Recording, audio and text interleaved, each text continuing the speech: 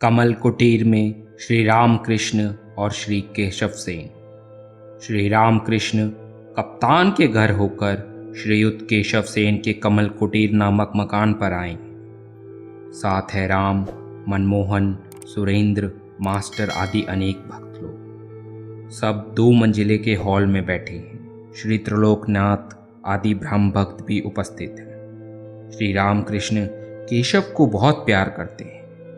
जिन दिनों बेलघर के बगीचे में वे शिष्यों के साथ साधन भजन कर रहे थे, तब अर्थात 1875 ईस्वी में एक दिन श्री राम कृष्ण ने बगीचे में जाकर उनके साथ साक्षात्कार किया था। साथ था उनका भांजा हृदय राम।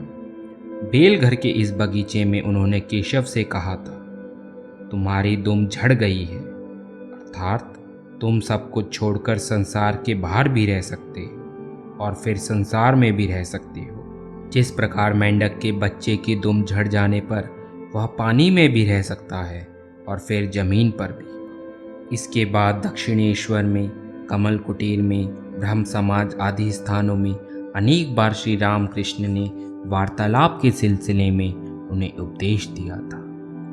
अनेक पंथों से तथा अनेक धर्मों द्वारा ईश्वर प्राप्ति हो सकती है।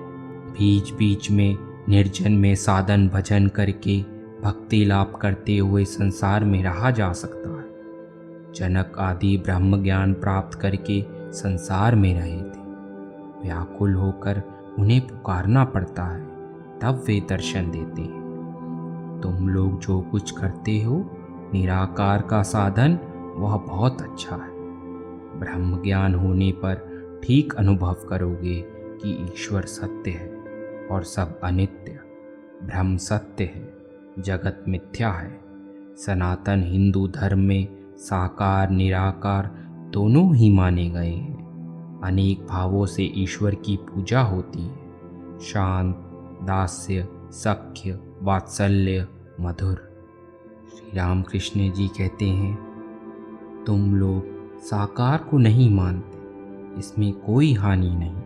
निराकार में निष्ठा रहने से भी हो सकता है, परंतु साकारवादियों के केवल प्रेम के आकर्षण को लेना, माँ कहकर उन्हें पुकारने से भक्ति प्रेम और भी बढ़ जाएगा। कभी दास्य, कभी सख्य, कभी वात्सल्य, कभी मधुर भाव।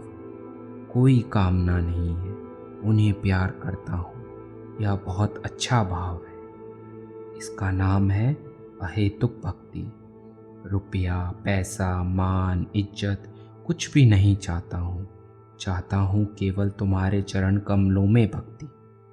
वेद, पुराण, तंत्र में एक ईश्वर की ही बात है और उनकी लीला की बात।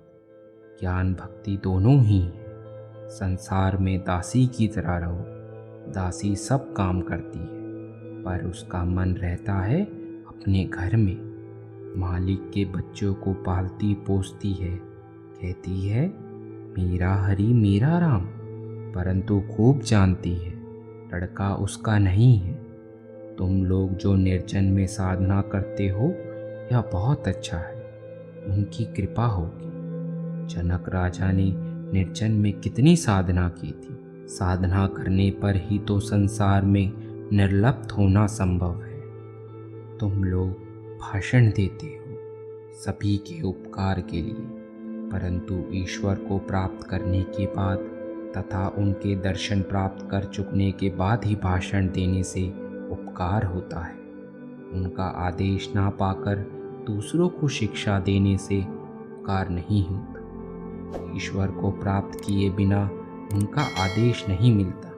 ईश्वर के प्राप्त होने के लक्षण हैं मनुष्य बालक की तरह, जड़ की तरह, उन्माद वाले की तरह, पिशाच की तरह हो जाता है, जैसे शुकदेव आदि। चैतन्य देव भी कभी बालक की तरह, कभी उन्मत्त की तरह नृत्य करते थे, हंसते थे, रोते थे, नाचते थे, गाते थे। पूरी धाम में जब थे तब बहुधा जड़ समाधि में रहते थे।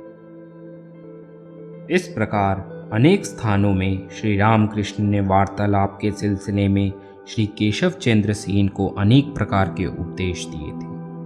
बेलघर के बगीचे में प्रथम दर्शन करने के बाद केशव ने 26 मार्च 1875 के रविवार वाले मिरर समाचार पत्र में लिखा था, हमने थोड़े दिन पहले दक्षिणेश्वर के परमहंस श्री रामकृष्ण का बेलघर के बगीचे में दर्शन किया है।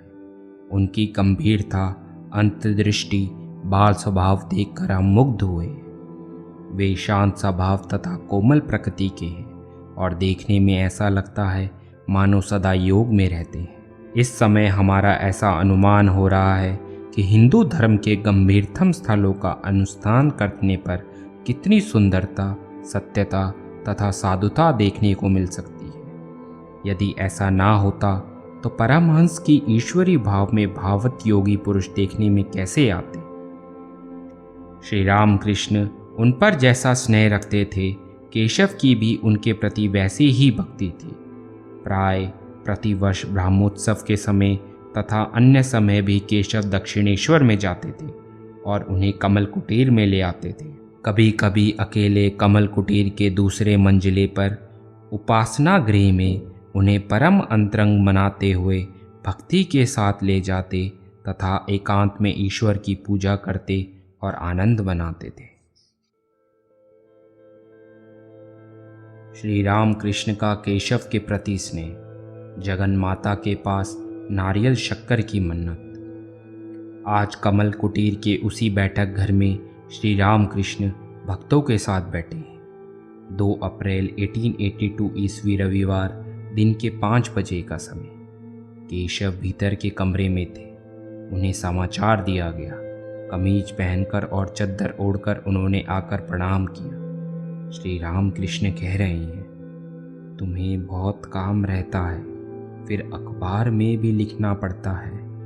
वहाँ दक्षिणेश्वर जाने का अवसर नहीं रहता, इसलिए मैं ही तुम्हें देखने आया हूँ। तुम्हारी तबीयत ठीक नहीं है, यह जानकर नारियल शक्कर की मन्नत मानी थी। माँ से कहा, माँ यदि केशव को कुछ हो जाए तो फिर कलकत्ता जाकर किसके साथ बात करूँगा। ब्राह्मण भक्तगण श्री समाधि स्थाई को दिखाकर श्री रामकृष्ण से कह रहे हैं, आप विद्वान हैं, वेद शास्त्रों का आपने अच्छा अध्ययन किया है।